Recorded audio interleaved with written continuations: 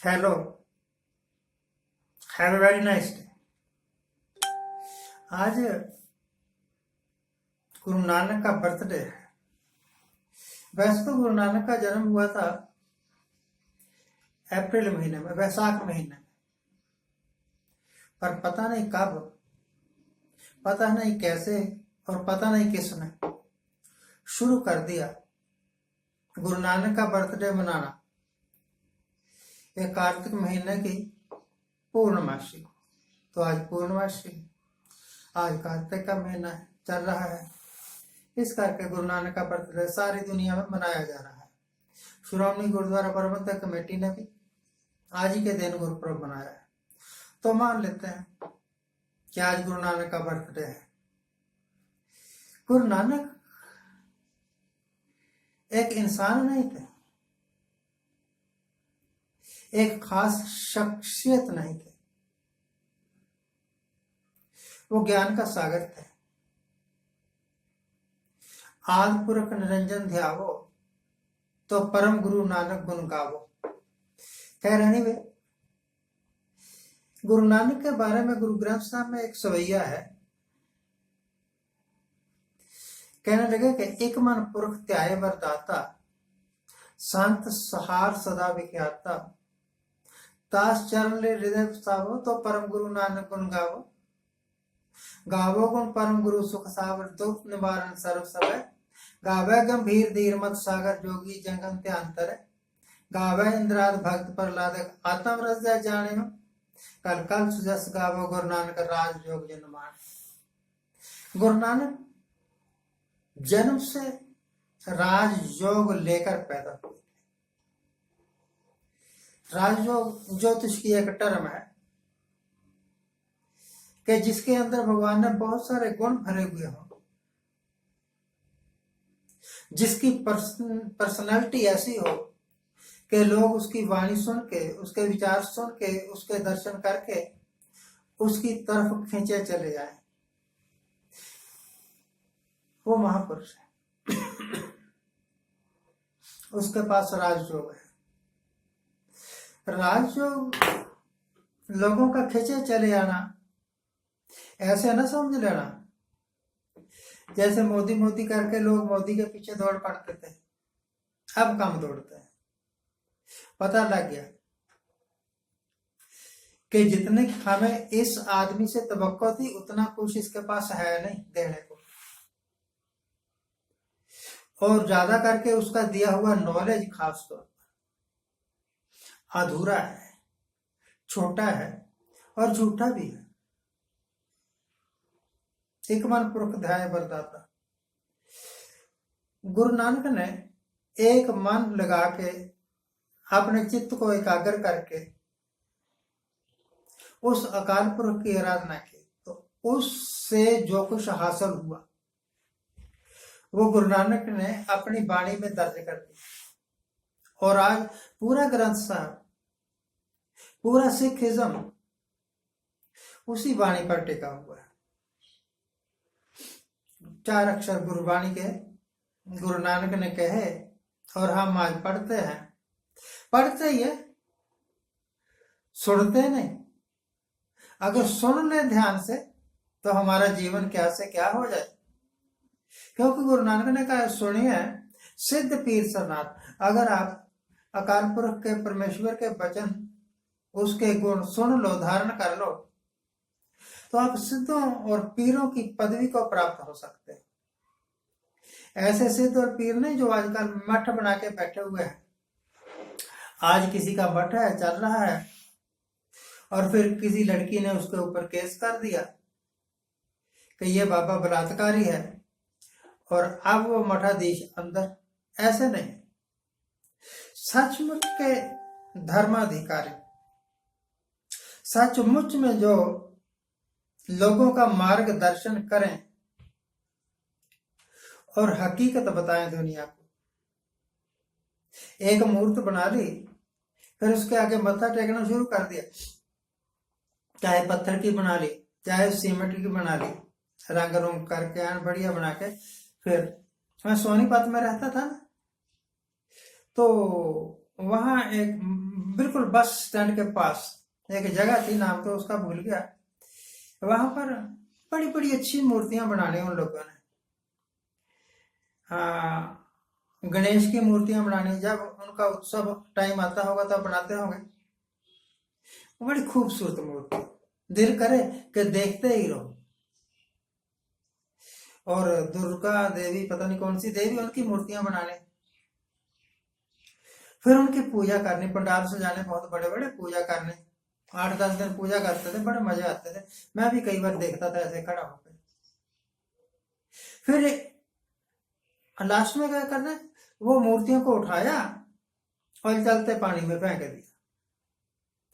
अरे आप कल्पना करो कि मैं आपको अपने घर बुलाऊं, आपकी बड़ी सेवा करूं, खूब अच्छे अच्छे पदार्थ खिलाऊं, अच्छे अच्छे कपड़े पहनने को दूं, अच्छा बिस्तर दूं कि आप यहाँ पर आराम कर लीजिए, आपके मनोरंजन के सब साधन करूं, आरती उतारूं, धूप जगाऊं वगैरह वगैरह, और एक दिन आपको उठाऊं और चल गंदे नाले में फेंक दिया, जा अगली बार फिर आना। पता नहीं कौन सा बाबा, अगली बार फिर आना, इस बार हमने तेरी जितनी की दुर्गति करनी थी कर दी। तो ऐसे नहीं, एक बार पुरख ध्याय बरदाता, एक मन चित एकाग्र होकर गुरु नानक ने प्रभु की आराधना की, परमेश्वर की आराधना की, और उसको ज्ञान प्राप्त हुआ, और वो ज्ञान उसने दुनिया को बांटा।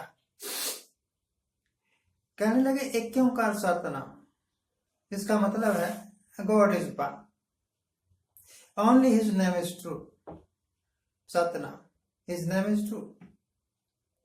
कर्ता पुरुष जो गॉड है ना, वो कर्ता पुरुष है, creator of the universe, all the universes. एक यूनिवर्स नहीं, यूनिवर्स क्या समझाऊं आपको, जो हम देख रहे हैं ना वो सारा यूनिवर्स है। हमारे आगे धरती है, हमारे आगे झीलें हैं, हमारे आगे पानी है, हमारे आगे समुद्र है, हमारे आगे आकाश है, तारे हैं, गैलेक्सीज हैं, ग्रह हैं, सूर्य है, चंद्रमा है, ये सारे एक यूनिवर्स का हिस्सा है। ऐसे अनेकों यूनिवर्स जिस शक्ति ने बनाए, वो अकाल पुरुष है, वो क्रिएटर ऑफ द वर्ल्ड है, क्रिएटर ऑफ द यूनिवर्स है, निर्भय, उसको किसी का डर नहीं लगता। जैसे हमारे भगवान जी का ना रामचंद्र, वो हमेशा डरे रहते हैं रावण से, इसी करके हर साल रावण को मारना पड़ता है, आग लगा के जलाना पड़ता है। पता नहीं कब हुई होगी ये घटना के राम की वाइफ को निकाल के ले गया रावण, ले भी गया था या नहीं ले गया था, हू नोस। परंतु उस घटना को याद कर करके अब भी हम जला रहे हैं रावण को, तो कहीं दोबारा प्रकट ना हो जाए। अगर प्रकट हो जाएगा तो फिर वही गड़बड़ हो जाएगी।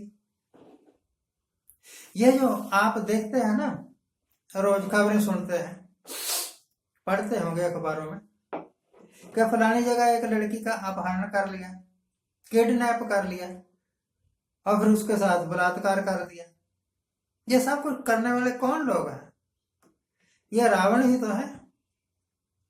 इस करके हर साल रावण को मारना पड़ता है। जो भगवान है वो निर्भव है, he fears none,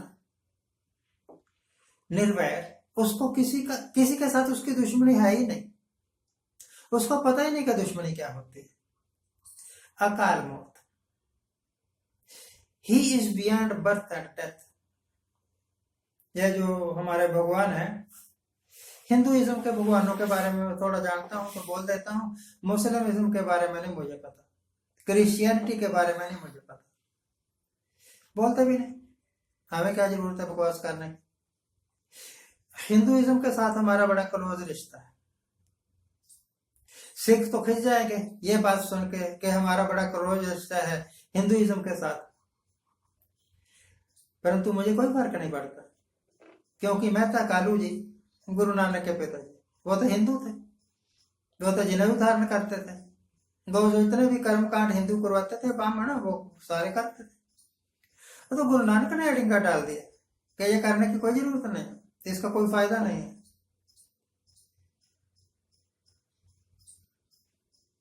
भगवान वो सेल्फ क्रिएटेड है, उसका किसी ने बनाया नहीं है, उसकी कोई मूर्ति नहीं है। उसको जाना जा सकता है, समझा जा सकता है बाय द ग्रेस ऑफ गुरु। अगर गुरु कृपा करे तो उससे समझा जा सकता है। वो आज भी सच है, वो शुरू में भी सच था, आज सच, जुग आज सच, जुग जुग बीत गए वो सच है। वो तब भी था, वो अब भी है, वो आगे भी रहेगा, है भी सच और होशी भी सच। तो गुरु नानक, जो लोग ज्ञानी लोग कथा करते हैं ना, आपने टीवी में देखा होगा, पीटीसी वगैरह में करते हैं, बड़े बड़े ज्ञानी इतनी इतनी लंबी दाढ़ी और कथा कर रहे हैं, यकीन मानिए they know nothing about Nanak. Nanak के बारे में कुछ नहीं पता। मैं बोल रहा हूं ना, सच में बात यह है कि नानक के बारे में हम कुछ नहीं जानते। उसका नॉलेज इतना विशाल था, वो इतना नजदीक पहुंच चुके थे गॉड के। भाई गुरदास ने तो कहा है कि नानक में और निरंकार में कोई फर्क ही नहीं है।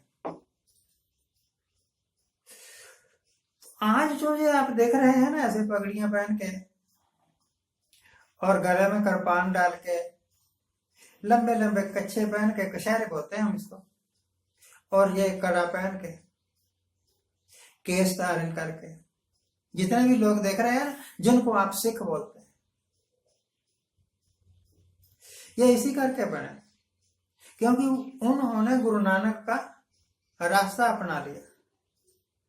कोई भी सिख किसी भी मूर्ति को नहीं मत्था टेकता पूजता। मूर्ति तो हमने बनाई है ना भाई, किसी ने शैनी हथौड़ी पकड़ी और पत्थर को तराश तराश करके मूर्ति बना दी।